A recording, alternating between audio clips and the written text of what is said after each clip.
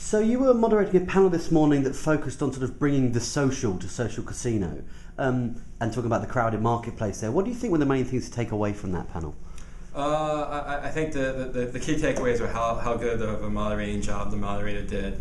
But aside from that, I think the key takeaways are that it's a very crowded space, and it's not as easy to create a social casino game today as it was a couple years ago. But there are strategies out there in terms of adding social to your games, variety, meta games that could hopefully make your game go over all the other ones. So you touched on there, and as you say, making social games truly social. That's been a real big topic. Do you think the companies in the space at the moment are doing it right, or is there still a lot to learn? I mean, I think the majority of companies are doing it wrong, but the companies that are doing it right are being very successful. I mean, a good example is Big Fish Games and Big Fish Casino, which is the top-grossing game, in the App Store. And what they're doing right is that they are not forcing social on you, but they're doing a really good job integrating into the gameplay. Mm-hmm. And examples of that are when you go into that game, at least in my experience, the first thing that happens is that there is a community. People are actually sending you gifts immediately, and then you have to send them the gifts back. Send gifts back to them. That's paying some coins doing that, and you really get a good community feel from that game.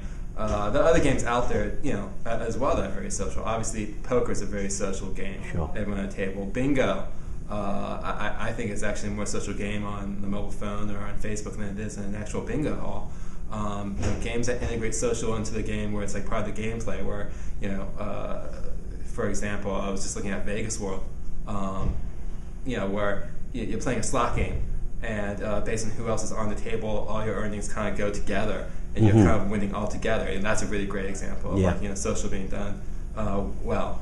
But just slapping a chat button in there, or just or just like having it be not tied to the actual game mechanic, it's really not going to do anything. Yeah, sure. It's more a gimmick. I mean, as long as social isn't a gimmick and is actually part of the game design, then that's a good thing. The problem is the majority of apps out there, it's more of a gimmick.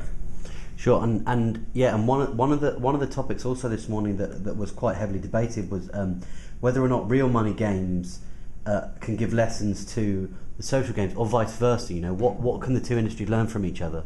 Obviously, just for the fact that as we're talking in the panel, I mean, it's like social casino games have really been big for the past 2 or 3 years. Mm-hmm. You just got to compare that to what's happening with real gaming. Vegas. I mean, they've been doing this since Sinatra was out there. So and they're not fools in Vegas or any of these retail casino establishments. So I mean, they've learned they have a lot of learnings and a lot of data that they've collected that can help improve social casinos. I think one really good example is just the math.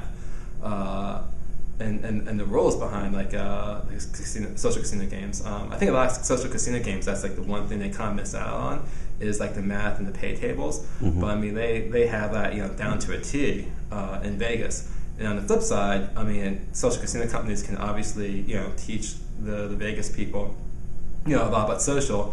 But I think more importantly, just that whole concept of designing and changing a feature and reiterating. And doing it on that whole data-driven model and making changes and testing on a day-to-day basis. From my understanding, the way that retail gaming works is there could be years that are spent designing a slot machine, and then once that machine goes onto the floor, the data you get and how good a machine that is based on what those earnings are, and that's just the complete opposite of what's happening in the social casino space. On the social casino side, it literally is a day-to-day basis. What if I change this trigger, or change this, and then they'll make that change back on the fly. So it's collecting data and optimizing based on that data and doing it, as a games to service approach versus, ship the product out and hope for the best. Yeah, I mean, as you say, these games are changing daily. The mobile games, there's updates daily, weekly. Yeah. I mean, it's just not something that is done at the moment in the land-based space. Yeah, but I mean, the good side is through convergence and just through sharing ideas at a conference like Gamezebo. or the summit, you're gonna see like a lot of these lessons from both sides, like kind of like go back to each other through partnerships and just people work with each other and just being at these sessions. Yeah, I mean, you touched on the conference there. Do you think it's right that Social Casino Summit has been launched in conjunction with Gigsy to bring those land-based and those social casino guys together, or do you think it's two separate conferences? And I mean, is this the place for the people to meet? Yeah, I mean, I think it makes perfect sense. It's. I mean, I think anyone who runs their business in a vacuum isn't going to be successful over the next 5-10 years. We don't know. We don't know exactly what's going to happen over the next 5-10 years. It really comes down to like regulation, whether gambling is going to be legalized, online gambling is going to be legalized in North America and the U.S.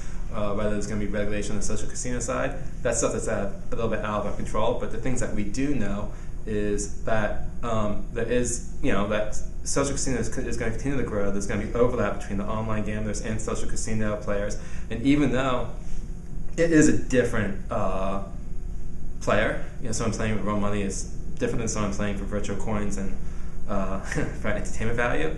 There is an overlap there. Mm-hmm. So the more that companies can, talk to each other and share wisdom with each other, the better it's going to be.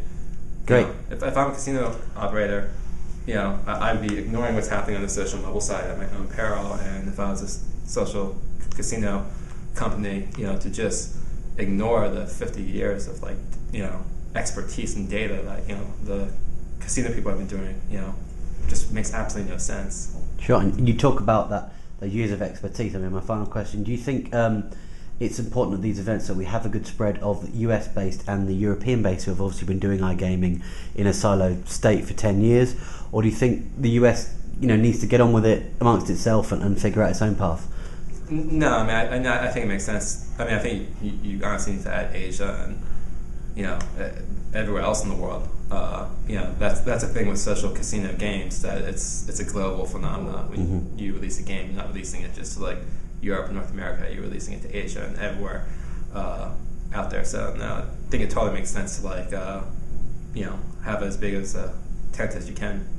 I mean, the fact that social casino games right now are partnering with companies like Probability and Bettable and bwin to offer real gambling, within their games in the UK, and that's kind of an experiment of it's kind of an experiment of let's see what's happening there, and that's going to give us an idea of what's going to happen if it gets legalized in the US. So, it makes absolutely no sense to have borders here.